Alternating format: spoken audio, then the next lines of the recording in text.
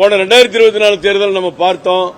பல வாக்குச்சாவடியில பல வாக்காளர் பட்டியல டிலீட்டட்னு ஒரு 10% வாக்காளர்கள் நீக்கப்பட்டிருந்தாங்க. அதெல்லாம் எப்படின்னு நம்ம போராட்டங்கள்லாம் நடந்துச்சு. பல வாக்குச்சாவடிகள் போராட்டம் நடைபெற்றது. அந்த பிரச்சனை இப்ப இருக்காது. இது ஒரு சீர்திருத்தம். ஏறத்தாழ பல முறை 8 முறை இன்று இங்கே குறிப்பிட்டிருக்கிறார்கள். 8 முறை இதே போன்ற எஸ்ஐஆர் இந்தியாவில் நடைபெற்றிருக்கிறது. ஏறத்தாழ 1951 இருந்து 2004 வரைக்கும் சராசரியாக 6.5 ஆண்டுகள் நடைபெற்ற இந்த எஸ்ஐஆர் இப்பொழுது 21 ஆண்டுகளுக்கு பிறகு நடப்பது தமிழக மக்களுக்கு ஒரு நல்ல வாய்ப்பு.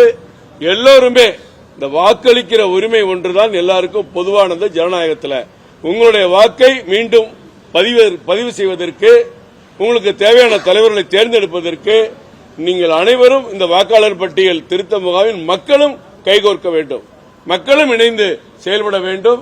இதை ஒரு சில கட்சிகள் வரவேற்றார்கள்.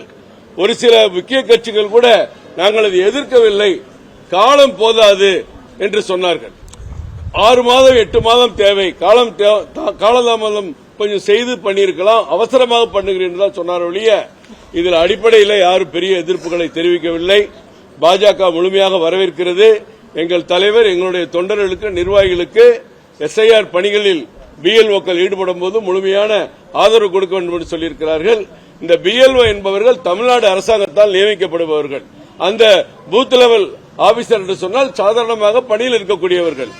அவர்கள் தவறான நிலையில எந்த செயலும் ஈடுபடக்கூடாது. அவர்கள் தினசரி என்ன செய்கிறார்கள், எத்தனை படிவங்கள் கொடுக்கிறார் என்பதையெல்லாம் கட்சியினுடைய பிஎல்ஓக்களுக்கு விவரிக்க வேண்டும் என்று தெளிவாக சொல்லியிருக்கிறோம். இது வரவேற்கக்கூடிய ஒரு திட்டம்.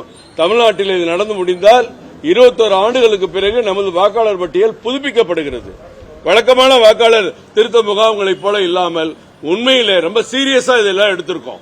அது பத்திரிகையாளராக இருக்கட்டும், அதிகாரிகளா இருக்கட்டும், பொதுமக்களா இருக்கட்டும், இந்த எஸ்ஐஆர் ரொம்ப தீவிரமா பாக்குறாங்க. அதனால இது சிறப்பா நடக்கணும்னு நம்ம அனைத்து மக்களையும் நாங்கள் கேட்டுக்கிறோம். மக்களும் ஒத்துழைப்பு கொடுக்கணும்னு கேட்டுக்கிறோம். திமுக கூட்டணி கட்சிகள் பாஜக தமிழகத்தில் கால் ஊன்றுவதற்கு இது போன்ற எஸ்ஐஆர் பயன்படுத்துறாங்க, முதல்வர் கூட சொல்லியிருக்காரு. என்ன அப்ப திமுக கட்சிக்காரங்க எல்லாம் தமிழ்நாட்டை விட்டு போயிருவாங்களா? இங்க இருக்க கலெக்டர் போயிருவாங்களா? பிஎல்ஓக்கள் போயிருவாங்களா? நாங்க மட்டும் தனியா நடத்த போறோமா? இல்ல கண்ணை கட்டிட்டு நாங்க மட்டும் நடத்த போறோம்? என்னங்க வேடிக்கையான கேள்விக்கு இந்த கேள்வியே கிடையாதுங்க. சும்மா என்ன செஞ்சாலும் எதிர்க்கணுங்கிற ஒரே நோக்கத்தோட முதலமைச்சர் முதற்கொண்டு திமுக பேசுறாங்க. நாங்க எப்படி இது உள்ள வர முடியும்? நாங்க எப்படி எங்களுக்கு வாக்காளரை மாற்ற முடியும்? இதுல தேர்தல் பிரச்சாரமா ஓட்டு போடுங்கன்னு சொல்றதுக்கு தவறான கேள்வி. சாரி, நீங்க இல்ல, திமுக தவறா கேட்கிறாங்க.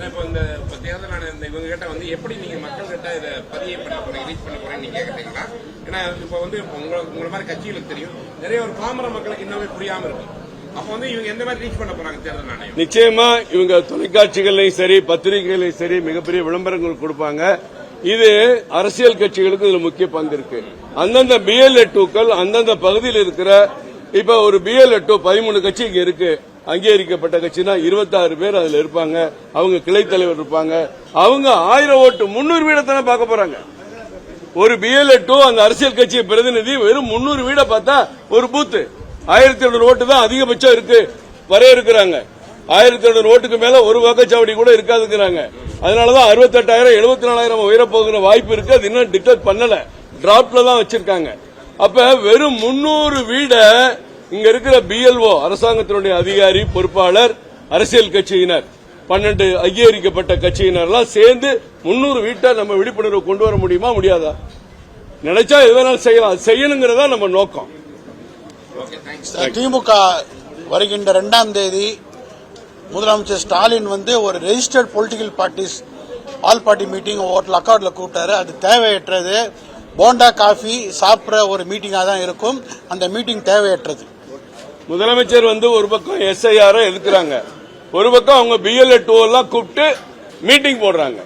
அப்ப என்ன அடிப்படை நோக்கம்? மற்றவங்கள்ட்ட எல்லாம் எதிர்க்கிற மாதிரி காமிச்சிட்டு அவங்க திமுகவினரை மட்டும் தயார்படுத்துறது. இது ஒரு இரட்டை வேடம் என்பதை தெரிவித்துக் கொள்கிறோம். பிளே ஸ்டோர் மற்றும் ஆப் ஸ்டோரில் இருந்து பாலிமர் செயலியை QR கோடு மூலம் பதிவிறக்கம் செய்யுங்கள். செய்திகளை உடனுக்குடன் பெறுங்கள்.